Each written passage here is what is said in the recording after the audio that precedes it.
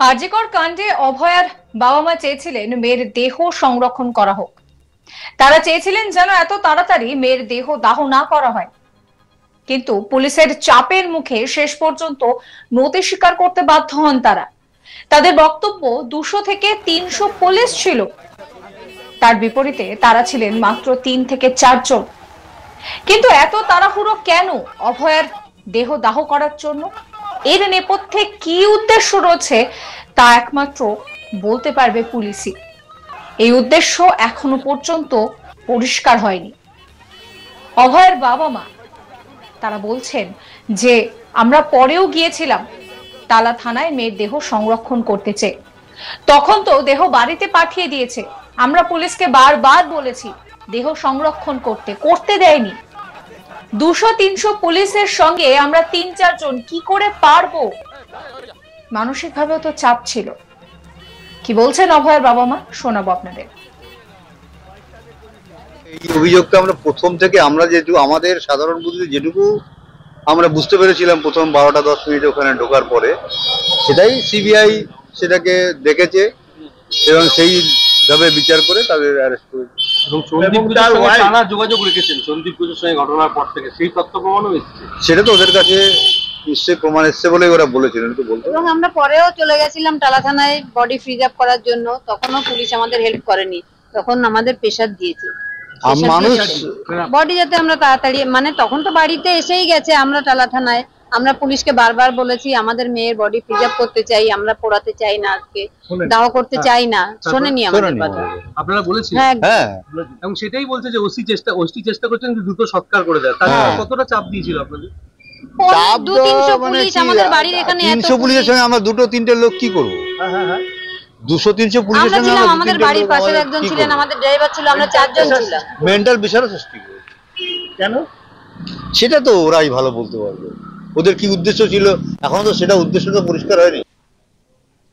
অভয়ের মা বলেন যে ক্রাইম সিন বদলানো হয়েছে, ওখানে ওই ঘটনা ঘটেনি। কলেজ কর্তৃপক্ষ, পুলিশ প্রশাসন সকলেরই ভূমিকা ছিল। পুলিশ বেশি মাত্রায় সক্রিয় ছিল। বাবার প্রশ্ন, পুলিশ বলছে আমার মেয়েকে সংজ্ঞাহীন অবস্থায় পাওয়া গিয়েছে। যদি তাই হয় তাহলে আমাদেরকে 3 ঘন্টা অপেক্ষা কেন করতে হলো? কি বলছেন অভয়ের বাবা মা, শুনুন। প্রথম থেকেই বলেছি ক্রাইম সিন পাল্টানোই হয়েছে, ওখানে ঘটেইনি কিছু, দেখলেই বোঝা যাচ্ছে পুরো সাজিয়ে। কার ভূমিকা ছিল জানি না, সেটা পুলিশ সিবিআই তদন্ত করে নিশ্চয়ই বের করবে। এটা সিবিআই এর উপরে প্রশাসন, তারপর স্বাস্থ্য দপ্তর এবং কলেজ কর্তৃপক্ষ সবার ভূমিকা ছিল ওখানে। পুলিশ বেশি অ্যাক্টিভ ছিল। এটাকে পাল্টে দেওয়া, হ্যাঁ একদম। ঘটনা ঘটলো, একটা ক্ষতবিক্ষত চিকিৎসকের দেহ পাগলে, সেখানে দেখে তিনি লিখলেন যে জিডিতে যে একমাত্র সংজ্ঞাহীন অবস্থায় একজনকে পাওয়া গেছে। এটা তো গুরুতর অপরাধ।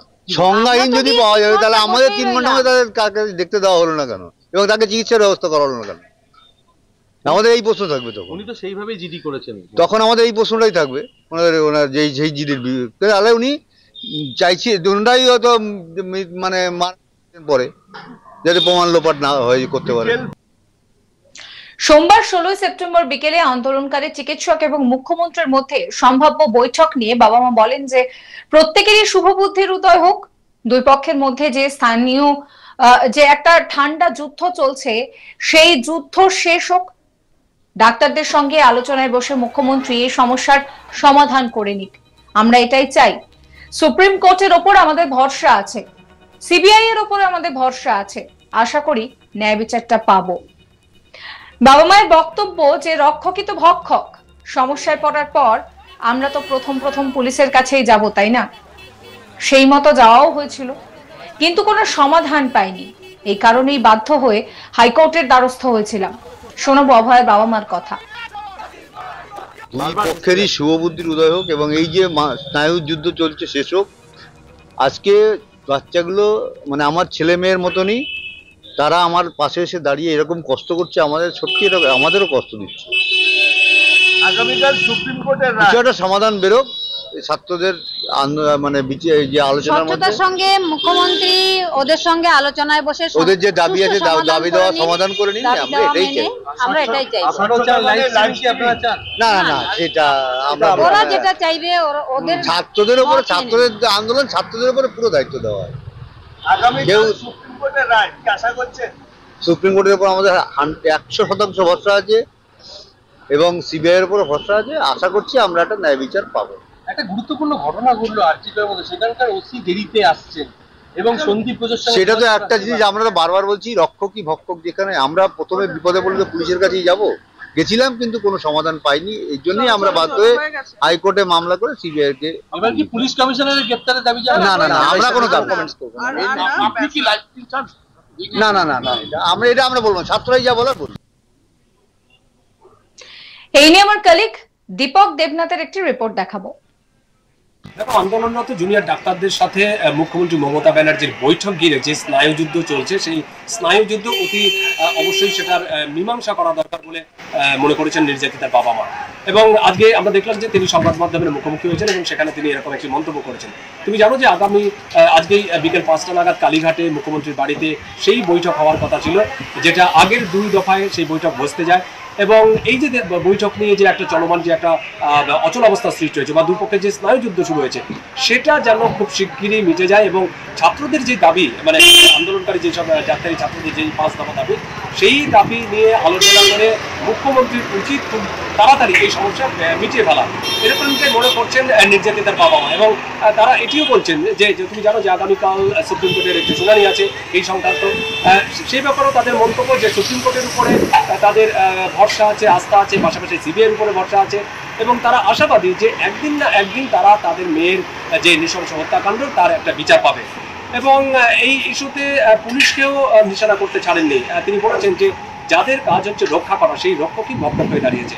তুমি জানো যে গত 9 আগস্ট যে ঘটনা ঘটেছে, সেই ঘটনার পর কিন্তু তারা সঙ্গে সঙ্গে হসপিটাল থেকে ফোন পান এবং হসপিটাল থেকে ফোন পেয়ে সঙ্গে সঙ্গে সেখানে ছুটে যান, কিন্তু সেখানে 3 ঘন্টা তাদের অপেক্ষা করতে হয় এবং সেই বিষয়টি উত্থাপন করেছেন। এবং পাশাপাশি তিনি বলেছেন যে তাদের মানে ইচ্ছে ছিল যে মেয়ের সেই মরদেহ সেটিকে পোড়ানো নয়, সেটিকে সংরক্ষণ করে যাতে রাখা হয়, কিন্তু পুলিশের এতটাই মানে তাড়াহুড়ো ছিল এবং তারা এটাও বলছেন যে পুলিশের সংখ্যায় প্রায় 300 থেকে 400 জন পুলিশ ছিল এবং তাদের পরিবারের সদস্য ছিল 3 থেকে 4 জন। তো স্বাভাবিক পুলিশের কাছে তাদের নথি স্বীকার করতে হয় এবং তার ফলস্বরূপ মেয়েকে সে পুড়িয়ে দেওয়া হয়। মানে সেখানে যে তাদের যে দাবি ছিল বা তাদের যে ইচ্ছে ছিল যে মেয়ের মরদেহ সংরক্ষণ করা, সেটা কিন্তু সংরক্ষণ করা হয়নি।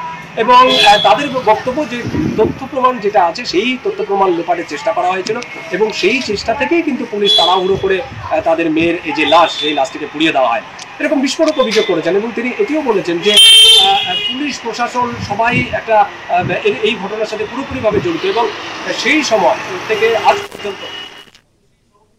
সাবস্ক্রাইব করবেন আজ তাক বাংলার ইউটিউব চ্যানেলকে, ফলো করবেন হোয়াটসঅ্যাপ চ্যানেলও।